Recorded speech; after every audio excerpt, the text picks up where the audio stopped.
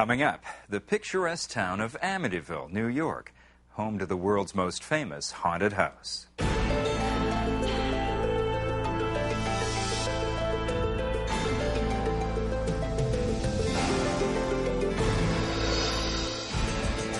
In Amityville, it was the day that lives in infamy when Ronald DeFeo took a high-powered rifle and took the lives of his parents, brothers, and sisters. I couldn't stop if I wanted to. So I thought somebody was inside moving me. 13 months later, a new family moved into the house on Long Island. There was a clanging, there was a banging, there was a scraping. And discovered they were not alone. Whatever was there was very intelligent, very impatient. Its abilities are more powerful than we really understand.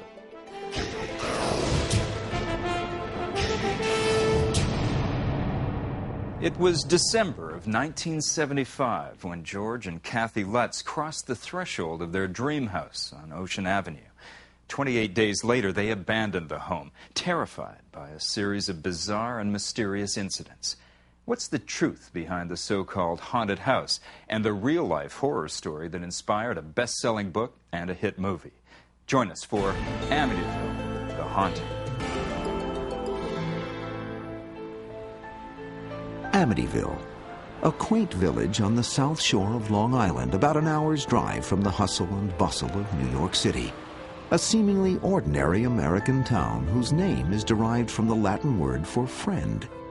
Yet it is also a name that remains inextricably linked to a series of events that began with the brutal murder of an entire family and ended with another family's nightmare. The story became known to the world as the Amityville Horror, but it's a story that the people of this closed-door community would just as soon forget. All that publicity and the movies I thought were ridiculous too. I just didn't believe it.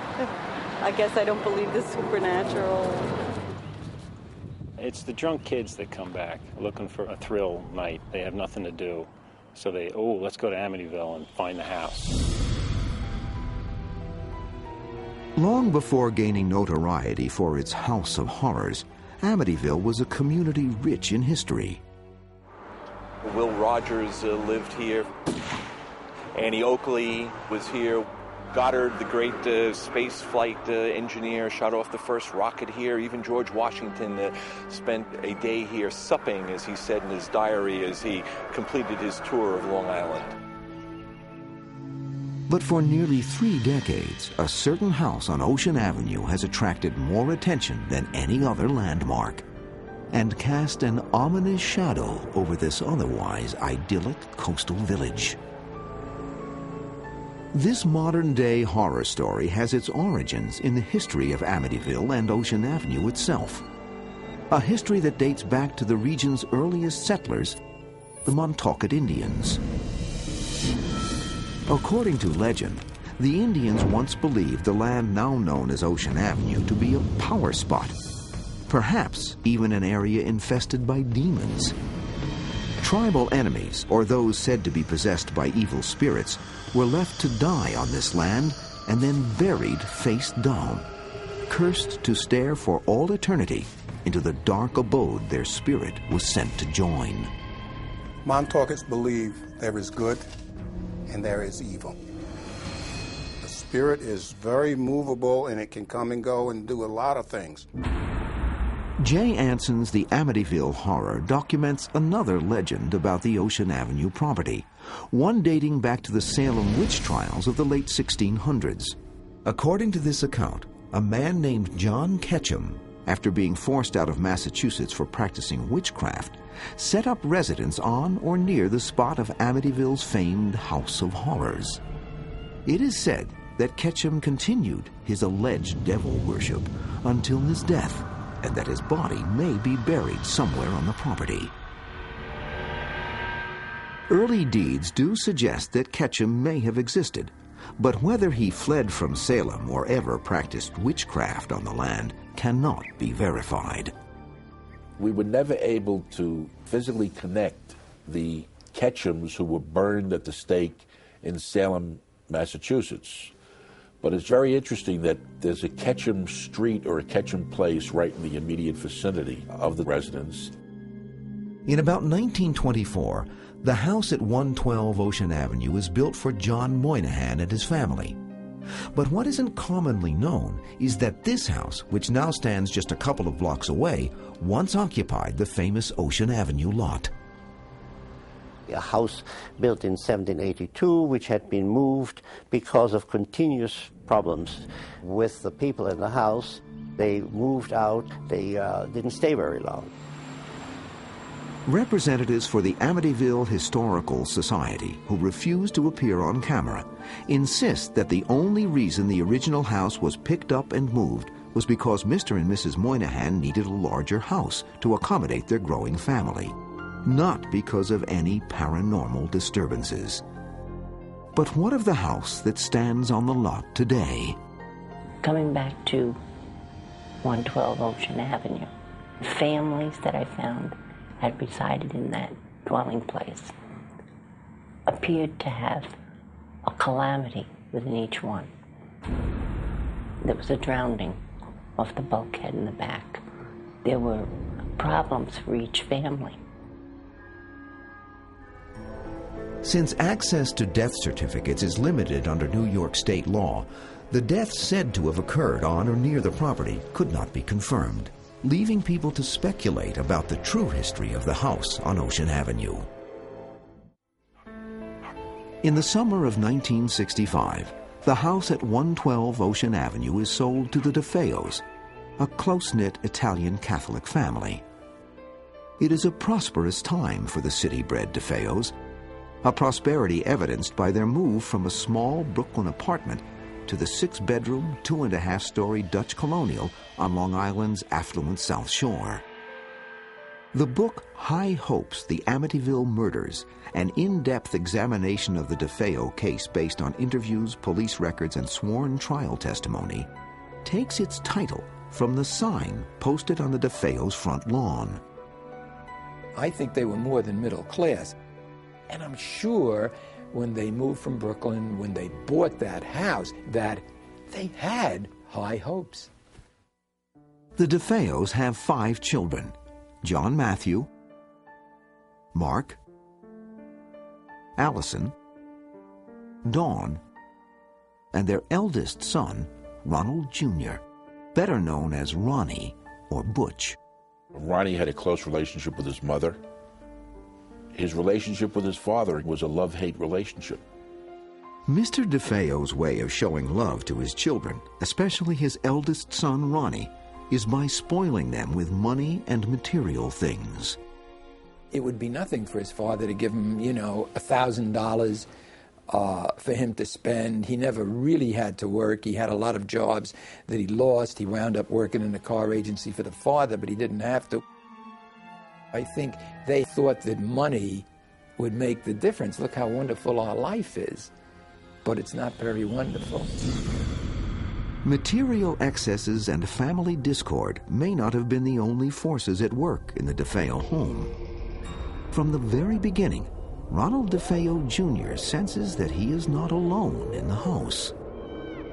Well, when I first moved in, you start hearing noises and different things at night. Noise, like you thought somebody might have been walking around, pipes banging. Oh, they were always saying somebody's in the house, ghost, all. Once in a while you'd hear screaming, but there wasn't nobody screaming. According to trial testimony, by 1973, the incidents of violence and abuse within the family begin to escalate. Ronnie's mother was downstairs doing laundry, but the kids were making a tremendous fuss. And she was yelling at the kids were yelling, and the father kept yelling at her to shut up. He wanted to eat his meal in peace. And she comes up the stairs with a basket of laundry, and the father walks over to the stairs and punches her in the face. She falls down the stairs. He closes the door and he says, "Now we'll have some peace. We can eat in peace." And that scene, for me, summed up what life must have been like in that house. Desperate to escape his troubled home life, Ronnie immerses himself in Long Island's South Shore bar scene and the early 1970s drug subculture. He was into heroin. He was big into speed. He would take LSD. So I think he was a very heavy user, and he probably started very early. As Ronnie spirals out of control, one family argument nearly turns lethal. All sorts of violence is going on. Ronnie's sister Dawn and her father are having a violent argument.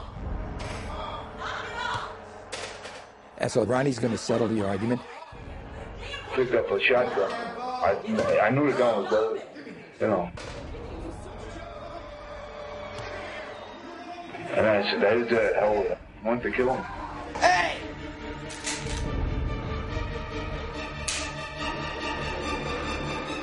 The gun didn't go off. And it turns out there are bullets in the chamber, but nothing happened. So the father felt that was the wonderful miracle. His son didn't kill him. In a show of devotion, Mr. DeFeo surrounds the house with religious statuary. But is it divine intervention or something more sinister which impels the family to seek help from the Catholic Church? They felt the devil was in the house. That's what brought all that religion into the house. Mr. DeFeo went to St. Joseph's Shrine 6 months before he was murdered to bring back a priest who would say the prayers of exorcism in his home. And from all the information I learned, candles were toppling over, doors were opening and closing.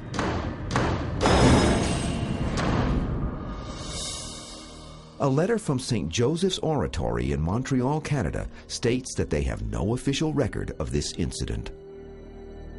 When people asked Mr. DeFeo why he had all these special holy statues around his home, he said, "It's because I have a devil on my back." But was Mr. DeFeo referring to the devil incarnate or to his deeply troubled son? Maybe it was fear. Maybe it's that, is it possible that down deep they all loved each other? Or that it's something he didn't want to face, that his son could be capable of murder. Whatever the source of their fear, the DeFeos seem to have an uncanny awareness of the terrible fate soon to befall them. Lynn Nanowitz, the housekeeper to the DeFeo family, stated to me on several occasions during the trial that Mrs. DeFeo told her that there was going to be a terrible tragedy occurring to her family. Desperate to escape his tumultuous home life, Ronnie moves out of the house on several occasions. I started getting cold and vicious inside. No, it seemed to be the whole problem was originated and ended in that house. The problem was that Mr. DeFeo used all his resources, all his connections, to go out searching for his son each time and dragged him back to the home.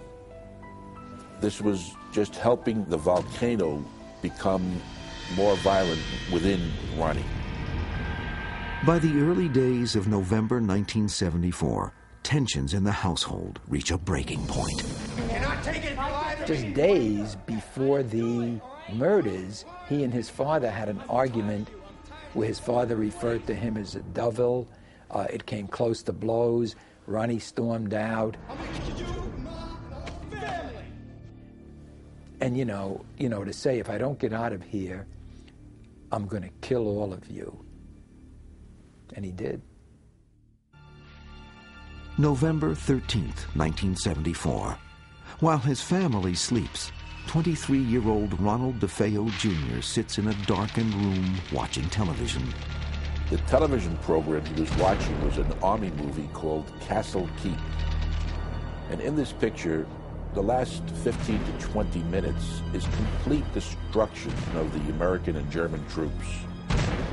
Ronnie said that during this movie, he heard his family members whispering, and he thought or believed that they were conspiring to kill him.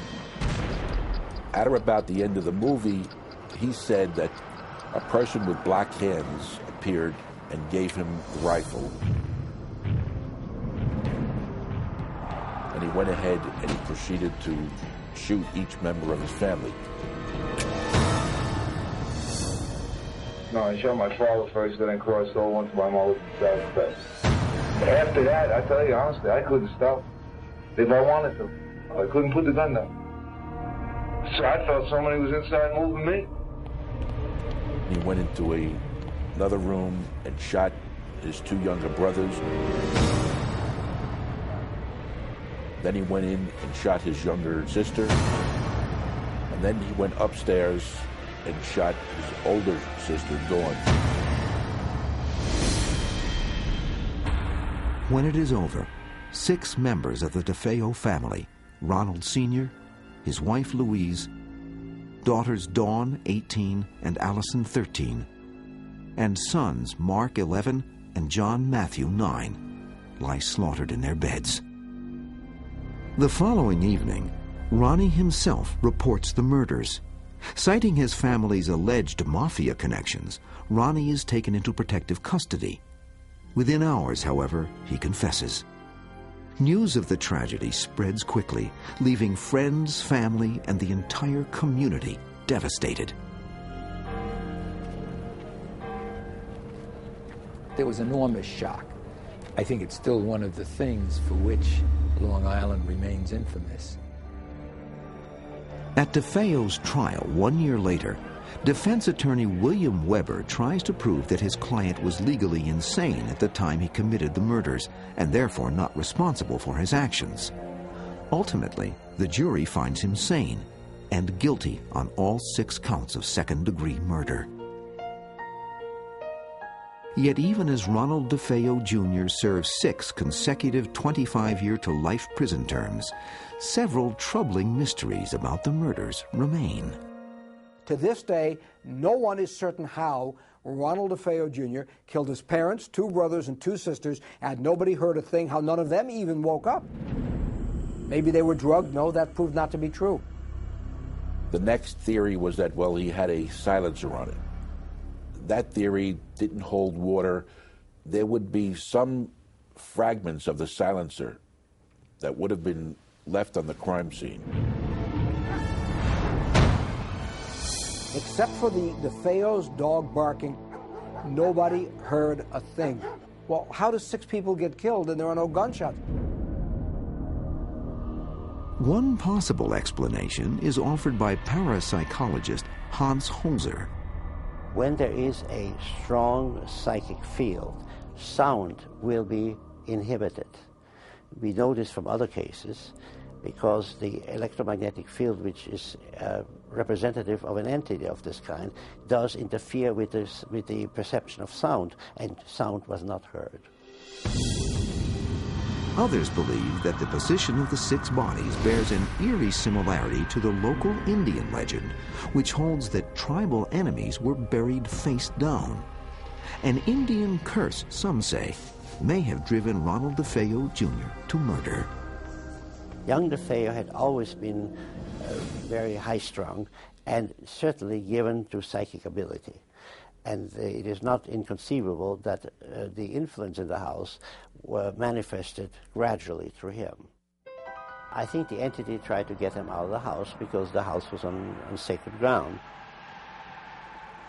Town officials and the local Indians themselves dispute any notion of curses or sacred burial grounds. Yet no matter what questions remain, the village of Amityville will be forever linked with these tragic murders. There isn't a day that goes by that I'm not asked questions relating to the DeFeo case. This was a tragic incident that happened to a middle-class family, a family that could very well have been my neighbor, your neighbor, anyone else's neighbor. So I think that's the essence here, is that this was an American family that was wiped out by the oldest son. After Ronald DeFeo's trial and conviction, The people of Amityville believed the horror was over. It had just begun. In the summer of 1975, newlyweds George and Kathleen Lutz begin house hunting on Long Island. George, a 28-year-old ex-Marine, runs his family's surveying firm. Kathy, 30, has 3 children from a previous marriage: Daniel, 10, Christopher, 7, and Melissa, 5. Although the Lutzes have only a modest budget, the real estate broker talks them into viewing a certain Dutch colonial overlooking the water on upscale Ocean Avenue. This is the first interview the Lutzes have granted in more than 20 years. We first saw the house in the fall of 1975. Went over with the broker. She said, I wanted to show you what the other half of Amityville lived like. Pulling up to it, she started to tell us things that the house had as far as the number of bedrooms. When we walked in the house, Kathy looked around right from the foyer and just started smiling. She really fell in love with the house. It was very obvious. And we walked through, it had 6 bedrooms and a boathouse for our boat and 2-car garage and a heated pool and a basement on the water, which was very rare. All the things that we talked about, we found in one place. For George and myself, we could bring more things together within this marriage. A new home, space for everybody, space for growth. Only after George, Kathy, and the children fall in love with the house does the broker mention its gruesome past. And she explained to us about the DeFeo massacre and wanted to know if that would change our view on the house at all. We discussed it among the 5 of us, and there was no problem. It was, it was unfortunate that that had happened there. It was reflected in the price, of course, but we weren't superstitious, thinking that there was anything wrong that way. There was a sign outside the front of the house when we first looked at it. It said High Hopes. And when I look now, those same high hopes were within us. On December 18th, 1975, 13 months after the murders, George and Kathy move in with their 3 children and the family dog, Harry. A friend of George's, after learning of the house's tragic history, insists that he get it blessed by a Catholic priest. Lutz, a Methodist, calls upon the only priest he knows, Father Ralph Pecoraro. I first met Father Ralph, which we came to know him as Father Ray, when I was in the process of obtaining an annulment from my first marriage. He and I became good friends. On the same day the Lutzes are moving in, Father Ray comes to bless the house. I was blessing the sewing room. It was cold. It was really cold in there. And I thought, gee, this is peculiar, because it was a lovely day out. It was winter, yes, but it didn't account for that kind of coldness. It wasn't until much later that we learned what it was that had happened to him while he was doing that. He did stop us before leaving and say to us that not to spend too much time in that sewing room. For some reason, he felt uncomfortable there. I was sprinkling holy water, and I heard a rather deep voice behind me saying, "Get out."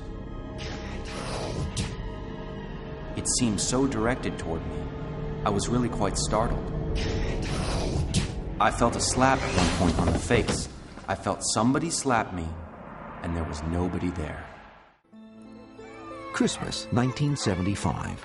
For the Lutz family, the lovely house at 112 Ocean Avenue is a dream come true.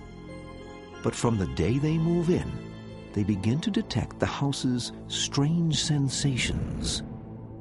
All homes have sounds that you need to come adjusted to. How the water sounds, the dishwasher in the middle of the night. There's sounds that all homes have. As the holidays draw to a close, however, the sensations in the house grow increasingly ominous. After the love of Christmas came down, that's when the sounds in the house were different. They weren't ones that I wanted to become familiar with. It changed. There wasn't the warm glow anymore. Now there was a blaze. There was a scraping. And there was a banging.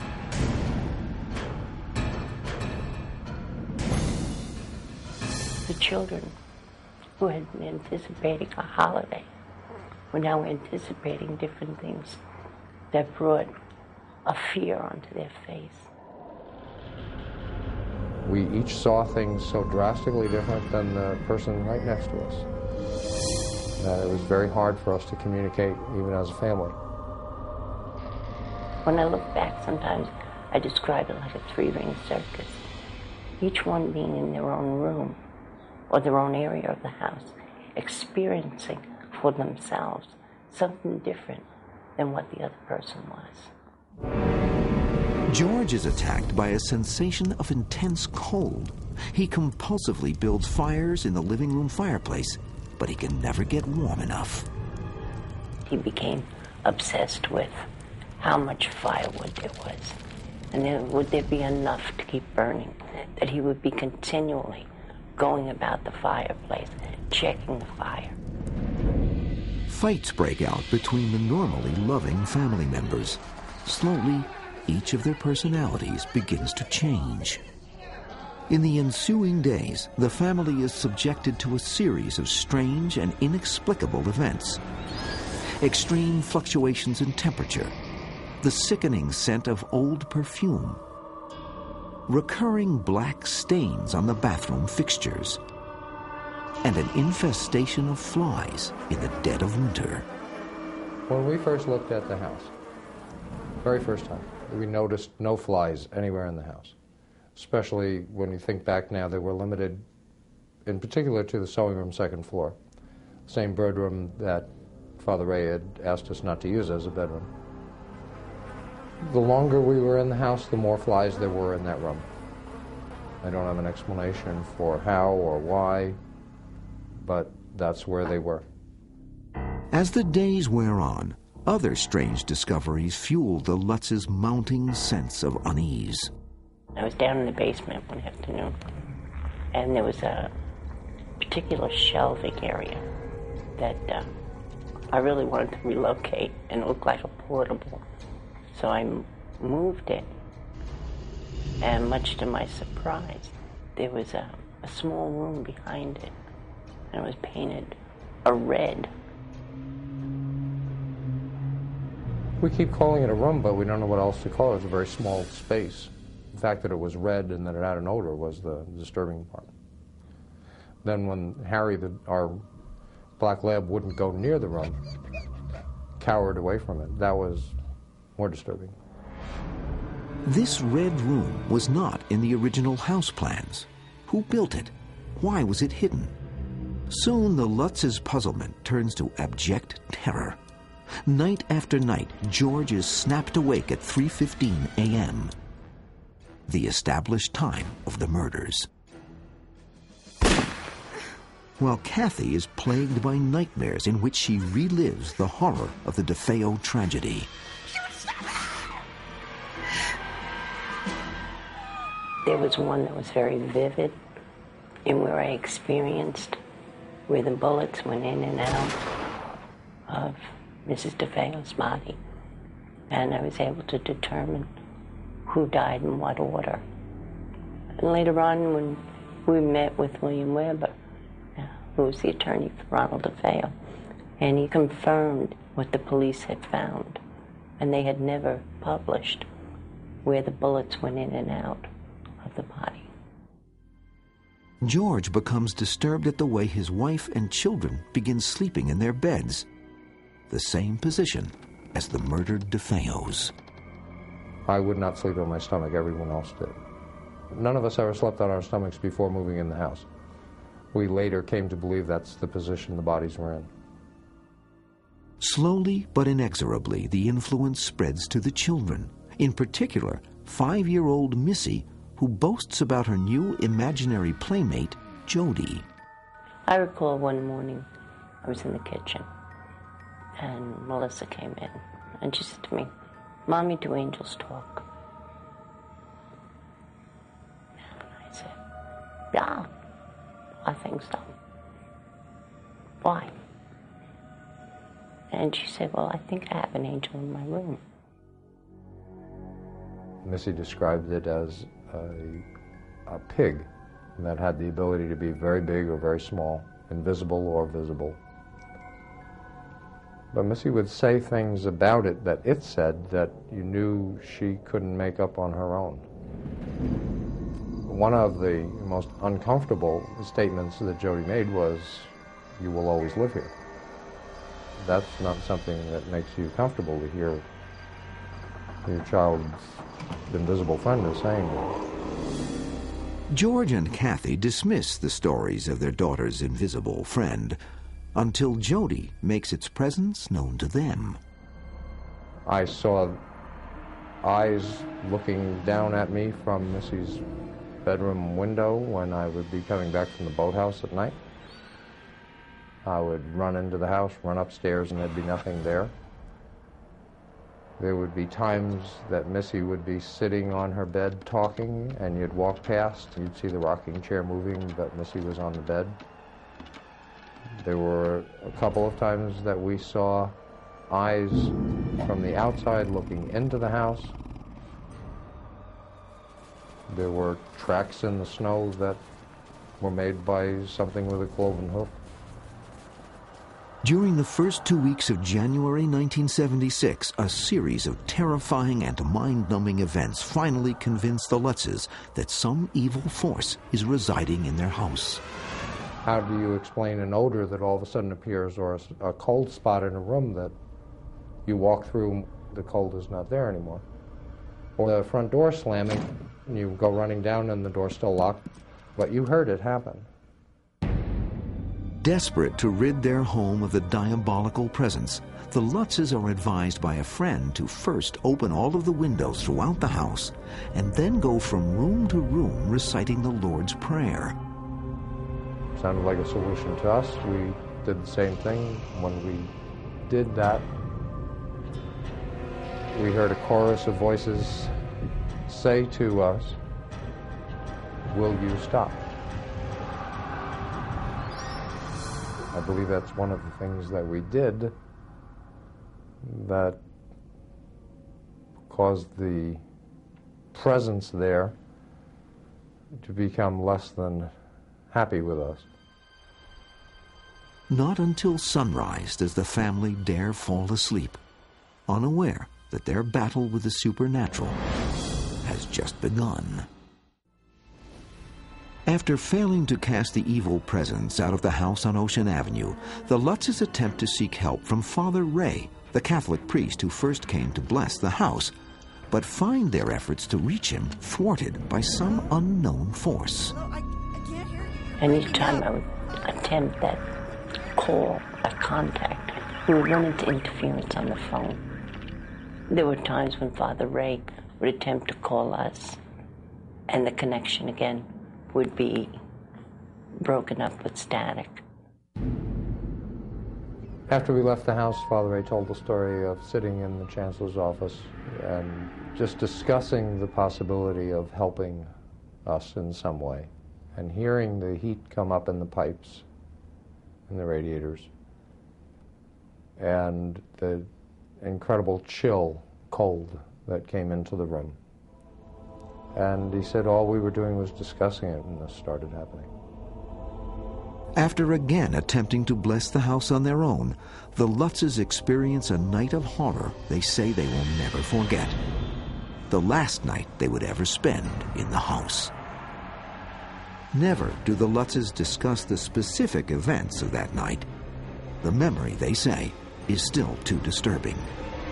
We left to the house because the house became uninhabitable. As far as we were concerned, there was no reason to stay there anymore. There were too many things happening too often and confronting us constantly. Those specific events are not something that we try to sit down and explain to anyone else. That's why the book was done, so that that's not something that we have to go through anymore. To describe fear and the depth of what fear can do within you is hard to verbalize. To describe evil, which has no boundary, is hard to present.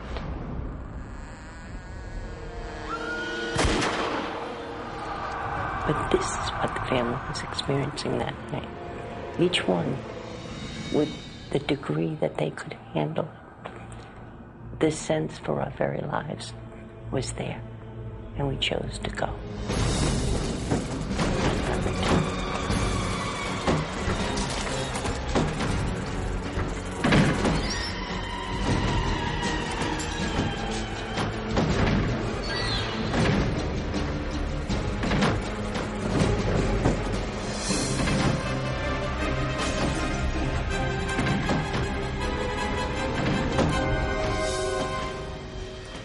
On January 14, 1976, 28 days after moving in, the Lutzes flee 112 Ocean Avenue, abandoning the house and everything they own. Despite the certainty of a huge financial loss, George and Kathy decide to return the house to the bank and sell all of their personal belongings at auction. We couldn't eradicate that which was there and didn't want to be responsible for passing it on. We bought the house for $80,000. It had a mortgage of $60,000. We had put another $4,000 or so down at the closing. When the auctioneer took care of the contents of the house, I think we netted $1,600, something like that, from the sale. We moved to California and we started over. One of the instructions we received was that there was one item that we could take out, but anything else would not have been healthy for us. The one item that we had was a large cedar box that had been built by George's grandfather, and inside of that was some of the children's baby pictures. That's about the only item we came out with. Although the Lutzes may have escaped Amityville, they cannot escape the onslaught of publicity that follows them to California. When we left the house, we sat down and did a series of tapes for self-help, and we just talked about everything we could possibly remember that took place in the house. And that eventually became the Amityville Horror, the book. The movie, on the other hand, was a work of Hollywood. In the midst of all the media hype surrounding their story, the Lutzes claim the evil forces continued to haunt them for many years, until help came from the exorcist for the Archbishop of Canterbury. He performed a rite in his church that helped us for the rest of our lives. There came a point when we said we have to stop blaming things that aren't right or going right in our lives on the house. But as time went on, it was like a half-life. It just slowly went away until today it really doesn't exist. George and Kathy, who are now divorced, maintain that their experiences in Amityville have had the most lasting impact on their personal lives. The story of our lives through Amityville is not the story of one person going through. It's the story of a family, 5 members, each one coming with what affected them and bringing it in. I think what we lost there was the people that we had been prior to moving in. The children in particular, their life was so dramatically touched by what they experienced there. So you could retrieve some things, but you couldn't retrieve that portion of your life prior to. But what of the supernatural forces that drove the family out of 112 Ocean Avenue? What exactly were they? And why did they seem to only affect the Lutzes? When we moved into the house, we were practicing transcendental meditation. I think in the practice of that, it opened up the mind and the spirit to other things and brought about a sharpened sensitivity. And I think we opened ourselves up to it. I think that whatever was there was very intelligent, very impatient. I think its abilities are far more powerful than we really understand. I think you know evil from experiencing it. I would say it was demonic. It took a dream and it shattered it. It took innocence and it destroyed it. And it was out for life itself.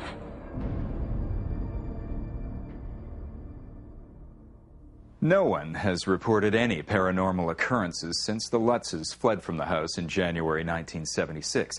The home now has a different address and a new look, but it still attracts curious visitors from around the world. As for the killer who once lived there, Ronald DeFeo applied for parole in 1999. In his hearing, he told officials that he was downstairs, quote, using drugs, unquote, while the real killers came in and gunned down his family. DeFeo's request for parole was denied. Discover more about this and every History's Mysteries topic at HistoryChannel.com. I'm Arthur Kent for the History Channel. Thanks for watching.